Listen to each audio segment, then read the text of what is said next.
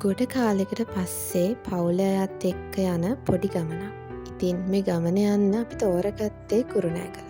පළවෙනියටම අපි ගියේ රිදී විහාරෙට. කුරුණෑගල දිස්ත්‍රික්කයේත් විහිදලා තියෙන ලොකු ඉතිහාස කතාවක් තියෙන හරිම ලස්සන නිස්කලංක පරිසරයක තියෙන විහාරයක්. ඉතින් මේ තියෙන්නේ ඒ විහාරය ඇතුලේ රූපරාම.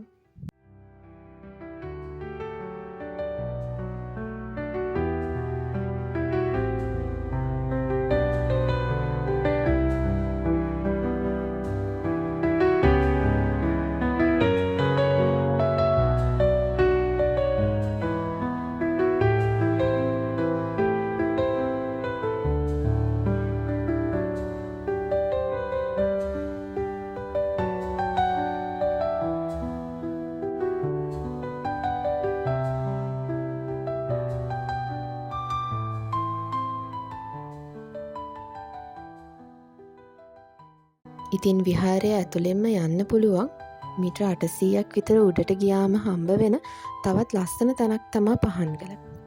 ඉතින් පහන්ගලට යන්න අපි අමතක කරෙත් නැහැ. එතන ඉඳන් වටේ පරිසරය පේන්නේ මෙන්න මෙහෙම තමයි.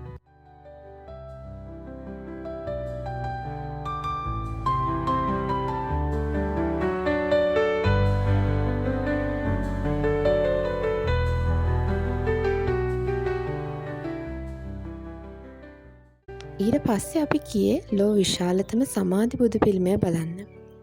ඉතින් මේ තමා රම්බරගල මොනරාගල විහාරයේ වැඩ සිටින ලෝ විශාලතම සමාධි බුදු පිළිම වහන්සේ.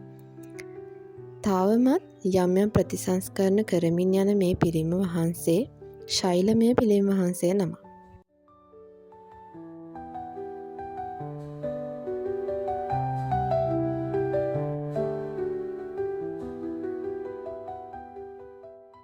ඉතින් ලෝ විශාලතම සමාධි බුදු පිළිම වහන්සේත් බලලා අපි ඊළඟට නැවතුනේ පඬුවස් නුවර නටබුන් බලන්න.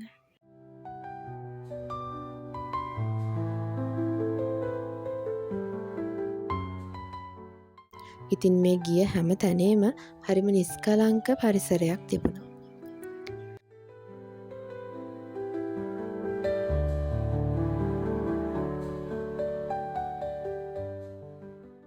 ඒ තැන් ටික බලලා ඉවර වෙලා අපි ගියේ මුන්නේශ්වරම් කෝවිලට. එතනත් ටිකක් වෙලා ගත කරලා අපි කෙලින්ම ආවේ බීච් එකට.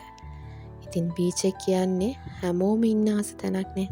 ඉතින් එතන ගොඩාක් වෙලා ඉඳලා ඊළඟ තැනට යන්න පරක්කු වෙන නිසා අපි ඉක්මනින්ම ඊළඟ තැනට ගියා. ඒ තමයි යාපහුව. යාපහුව කියන්නේ හරිම ලස්සන සුන්දර පරිසරයක් තියෙන තැනක්. ඉතින් යාපහුවේ ලස්සනත් අපි බලලා ගොඩාක් රැ වෙන්න කලින් එතනිනුත් ආවා. මේ තියෙන්නේ යාපහුව.